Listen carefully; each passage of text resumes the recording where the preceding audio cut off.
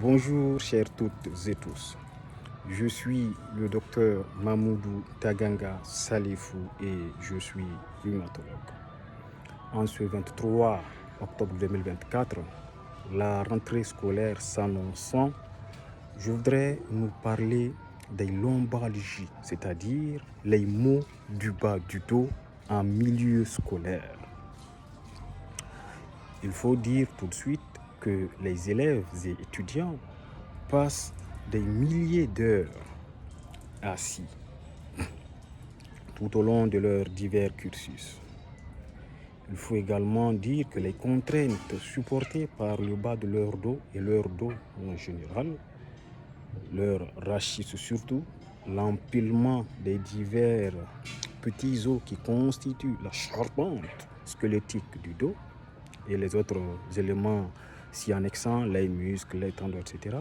Donc, les contraintes supportées par le bas du dos, c'est-à-dire la station assise prolongée, les activités sportives intenses, les traumatismes sportifs, les activités répétées et excessives, tous ces éléments vont s'associer pour constituer des facteurs de survenue et d'entretien de ces douleurs de bas du dos en milieu scolaire chez les élèves.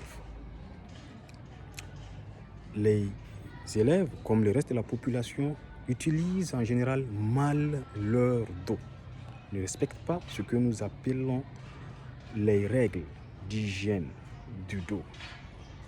Ce qui, pour des jeunes personnes, pour surtout des adolescents, puisque les maux de dos sont beaucoup plus parlants chez les adolescents, cela s'explique.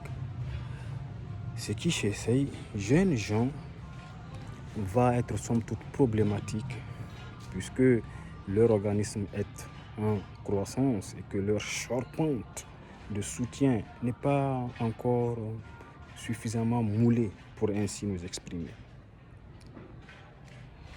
Alors, pour pallier ce problème, que faut-il faire? Il faudrait respecter les règles communes d'hygiène du dos que nous avons déjà édictées dans un laïus passé. Il faudrait, au-delà de ça, respecter d'autres règles ergonomiques. Lesquelles règles ergonomiques vont consister dans le fournissement de matériel didactique, de tables-bancs adaptés, entre autres éléments. Lorsque l'élève est en position d'écoute, il s'adosse, les enseignants le savent très bien, il s'adosse, il s'appuie sur le dossier. Ce dossier-là, il doit faire un angle d'environ 110 degrés vers l'arrière. Lorsque l'élève est assis, il ne faut pas que le dossier soit en avant, de telle sorte qu'il se penche un peu ou que le dossier soit juste à angle droit. Si le dossier peut aller en arrière pour qu'il ait 110 degrés environ, une centaine de degrés, ce serait bien. Ceci permettrait qu'il y ait un bon angle entre le bassin et le tronc. D'accord? Cela déchargeant le bas du dos et évitant la survenue ou l'entretien des douleurs de cette région du corps humain. Au-delà de ça, le banc sur lequel s'assied l'élève doit se trouver à une distance d'environ 50-60 cm du sol, de manière générique évidemment, que nous parlons de ce qui intéresse environ 80% de la population. Donc à 60 cm du sol environ. Et puis l'assise, le banc, l'assise même, doit être tourné vers l'arrière. Quand c'est là, ça doit être tourné un peu vers l'arrière à environ 15 degrés, 10 à 15, 20 degrés maximum, 10-15 degrés. 10 degrés suffisent. Tout cela permettra d'élargir encore l'angle entre le bassin et le tronc pour décharger ce bas du dos. la table, l'écritoire, la table sur laquelle écrit l'élève, doit se trouver à environ 30 cm de ses yeux. Si la table est trop basse, l'élève aura tendance à s'abaisser ou à vouloir s'abaisser pour pouvoir écrire. Et si la table est trop proche, ce n'est pas intéressant parce que ça créerait d'autres soucis au niveau notamment des autres parties du rachis et d'autres articulations. Donc environ 30 cm, 30, 40 cm, 30 cm c'est l'optimal, 30 cm des yeux. Et puis cette table-là, dans l'idéal, doit être penchée un peu en avant. La table est là. Pour le banc, c'est comme ça. C'est là, c'est comme ça. Pour la table, on est là, on le soulève, on la soulève de ce côté pour la table. Okay, une vingtaine de degrés suffisent également, de sorte que l'élève puisse écrire sans avoir à se pencher en avant, sur cette position penchée en avant que l'on ne voudrait pas, que l'on ne veut pas chez l'élève. Évidemment, le port de cartable scolaire lourd est un autre facteur important de genèse et d'entretien de lombalgie chez ces apprenants, qu'ils soient écoliers, élèves ou étudiants. Concernant ces cartables, ce qu'il faut, c'est en avoir un d'adapté. C'est quoi un cartable adapté? C'est en condition optimale un sac à dos, pas un sac à roulettes, pas un sac à poignée, mais bien un sac à dos avec deux sangles, d'accord, qui permettent d'ajuster deux sangles qui soient réglables et solides, les sangles latérales, d'accord. Et puis, il faut avoir un sac à dos avec un renfort dorsal, un renfort au niveau du haut du dos, le renfort qui va être plaqué là, un renfort dorsal qui soit solide et confortable. C'est cela un bon sac à dos, un sac qui ne soit pas lourd. Il y a des sacs qui vides pèsent déjà 3 kilos. Il faut les éviter.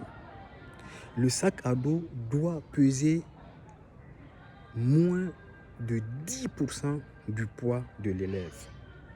C'est là un bon sac à dos. Pourquoi un sac à dos? Parce que le sac à dos permet de répartir de manière plus optimale le poids du matériel sur l'ensemble du corps. Le sac à dos permet d'avoir les mains libres, les bras libres. D'accord? Alors, les sacs à roulettes ou les sacs à poignée, quand on arrive à un escalier, les sacs à roulettes au niveau des escaliers qui sont de plus en plus fréquents dans nos collèges, l'élève devra les soulever, ces sacs-là. Le sac à poignée, on n'en parle pas. C'est pourquoi il faut les éviter. Ce n'est pas qu'il vaut mieux, mais il faut nécessairement les éviter, ce type de cartable. Alors, que d'autre dire concernant le cartable? L'essentiel est dit. Si on peut avoir une autre sangle au niveau de la taille, une sangle qui soit réglable, qui permette de mieux plaquer le sac contre le haut du dos, ce serait un bon plus.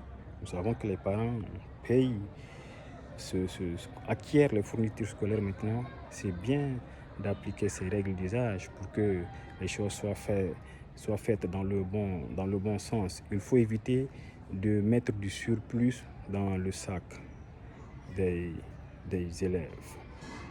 C'est cela. Les règles d'hygiène du dos communes que nous avons énoncées, qui consistent dans le fait de ne pas rester plus de 3 heures de temps assis, il faut continuer à les appliquer. Il faudrait les appliquer chez les élèves eux-mêmes. Donc, des cours, dans tous les cas, nous savons que les cours sont limités au niveau de toutes les écoles, mais les primaires doivent également faire en sorte que les élèves puissent se dégourdir les jambes après 2 heures de temps de cours. C'est extrêmement important de faire respecter ces consignes, pas plus de 2 heures à 3 heures de temps debout. Le fait de ne pas s'abaisser lorsqu'il n'est pas obligé, le fait de descendre de tout son poids pour soulever quelque chose, le fait de ne pas soulever tout ce qui dépasse 10 kg, le fait de se lever en 2 temps du lit, le fait d'utiliser un matelas qui est souple mais ferme, le fait d'utiliser un oreiller adapté qui n'est pas court lorsqu'on dort sur le côté, un oreiller qui prenne la tête, le cou, les épaules, les omoplates lorsqu'on se couche sur le dos, le fait de ne jamais se coucher sur le ventre. Et toutes les mesures que nous avons édictées concernant le mot de dos, les règles d'hygiène du dos sont également de mise, mais résolument de mise chez les scolaires et les étudiants. Merci, bonne rentrée scolaire à nos enfants et nos petits frères. Et bonne continuation.